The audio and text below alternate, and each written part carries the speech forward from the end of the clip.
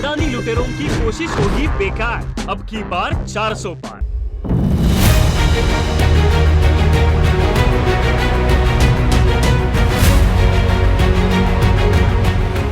नमस्कार, आप देख रहे हैं रितम और मैं हूं आपके साथ सौम्या श्री। देश भर में चुनावी माहौल है। पूरा देश लोकतंत्र के इस महापर्व में हिस्सा ले रहा है, अपनी भागीदारी दर्ज करा रहा है। लेकिन देश के कुछ इलाके ऐसे भी हैं जहां लोग अपने मत का प्रयोग नहीं करते हैं। कुछ ऐसे इलाके भी हैं जहां के लोग वोट इसलिए नहीं देते क्योंकि वो खौफ में होते हैं कि कहीं वोट देने पर उनकी उंगलियां न काट दी जाए। जी हाँ, आप बिल्कुल सही सुन रहे हैं। आप देख रहे हैं किस्सा लोकतंत्र का और आज के इस एपिसोड में हम बात करेंगे छत्तीसगढ़ राज्य के कुछ इलाकों के बारे में जहां रहने वाले लोग वोट देने से डरते हैं। और एक इलाका तो ऐसा भी है जहां दशकों से एक वोट भी नहीं पड़ा है। जैसा कि आप जानते हैं कि देश में पहले फेज का मतदान 19 अप्रैल को हुआ था। 19 अप्रैल को चुनाव संपन्न होने के बाद ये आंकड़े सामने आए कि पहले फेज में कुल 60% मतदान हुआ। लेकिन सभी की नजर छत्तीसगढ़ राज्य के सुकमा जिले पर रही। हिंदुस्तान न्यूज वेबसाइट की एक रिपोर्ट के मुताबिक छत्तीसगढ़ के सुकमा जिले में नक्सली का प्रभाव बहुत ज्यादा है।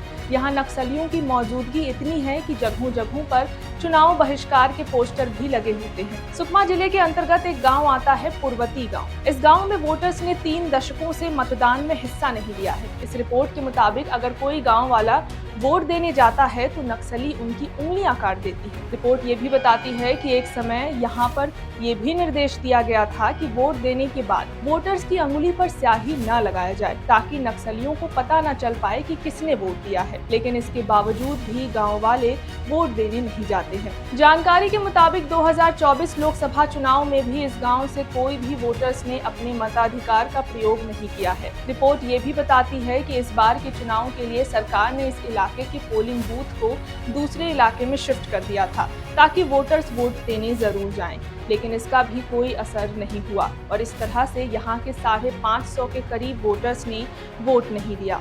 अब आपको छत्तीसगढ़ के एक और दूसरे इलाके के बारे में बताते हैं जहाँ की स्थिति भी कुछ ऐसी ही है। न्यूज 18 की एक रिपोर्ट के मुताबिक छत्तीसगढ़ के बस्तर जिले के चांदामेटा गाँव में भी वोटर्स अपने मत का उपयोग नहीं करते हैं। नक्सलियों का खौफ उन्हें भी है। लेकिन इस बार के लोकसभा चुनाव में यहाँ के वोटर्स ने वोट दिया। भारत को आजादी मिले 76 साल हो चुके हैं और इन 76 सालों से यहाँ के रहने वाले लोगों ने वोट नहीं दिया था। लेकिन इस बार के लोकसभा चुनाव में ये रिकॉर्ड ब्रेक हो गया।